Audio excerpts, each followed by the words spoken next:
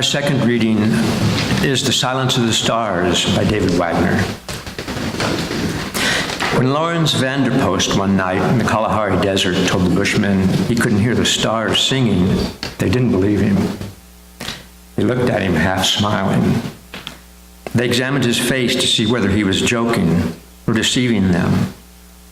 Then two of those small men led him away from the crackling thorn-scrub fire and stood with him under the night sky and listened.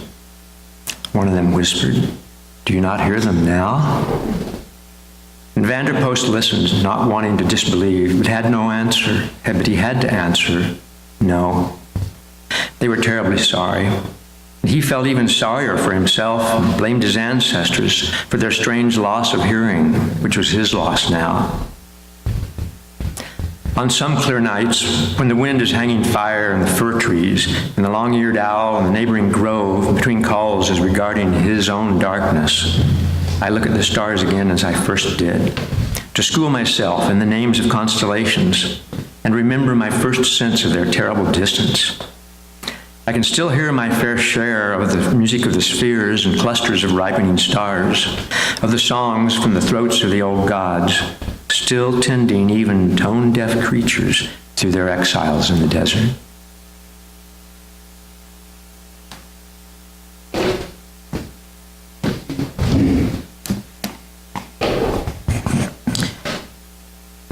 If we can get away from civilization on a clear winter night, something particularly magical waits for us.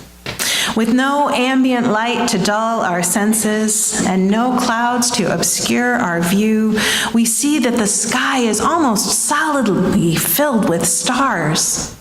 Some are faint and far away. Some are so close it almost feels as if we could reach out and touch them. I'm reminded of the time astronomers aimed the Hubble Space Telescope at a blank spot, a space with no known stars, and left it there for 10 days. This experiment produced an image dubbed Hubble Deep Field, and in that image were over 3,000 galaxies. When we look up at that star-studded sky, when we think about the fact that the light we're seeing has traveled years and decades and centuries and millennium to reach our eye, we can't help but feel awe at the size and scope of the universe. On the one hand, the knowledge that we're not the center of things, but on a tiny planet orbiting a mediocre sun on the fringes of a galaxy that is one of so very many, that might make us feel small and insignificant.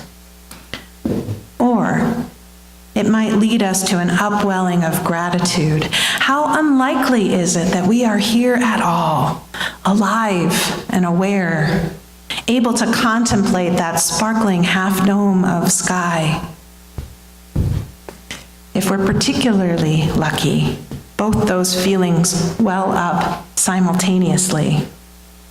On the one hand, a response to the largeness of the universe and our own significance in that largeness, and on the other, the awareness that we are an integral part of the whole, of the enormity, and how lucky we are to be able to bow down in wonder. If we listen carefully, we hear the music of the spheres, vast and complex beyond all comprehension. If we listen, we might hear, too, our own share of it, the notes that come from our throats, our hearts. As we sit together in silence again for a time, I invite you to listen and wait for the arrival of this second winter gift, in whatever way makes sense to you.